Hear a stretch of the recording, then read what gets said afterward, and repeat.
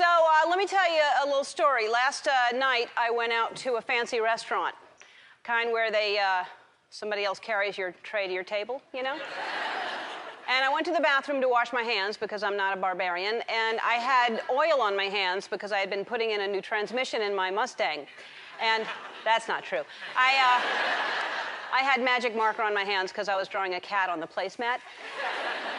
Anyway, so I had a problem. After I washed my hands, I could not dry them because public restrooms don't use paper towels anymore. Instead, there's all these different kinds of air dryers, and none of them work because the dryers are too weak. They're just shallow, warm puffs of air like Larry King's breath or something like that.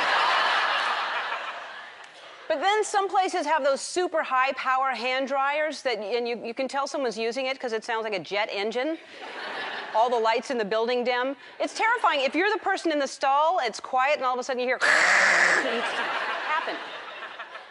The blow dryer, it blows your hands so hard that the skin flaps on your hands.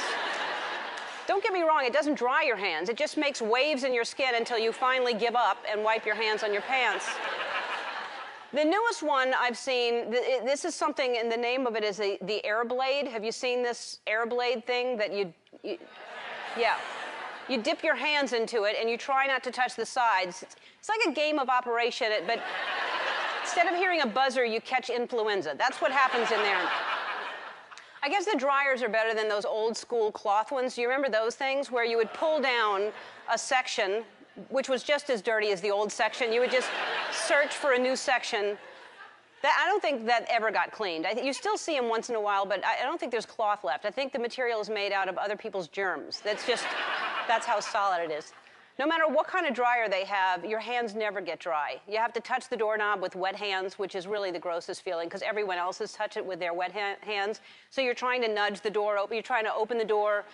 Hopefully it opens out with your butt or your elbows. You're trying to open the door like that. By the time you get the door open, you have to go to the bathroom again. My point is, everyone's hands are filthy dirty.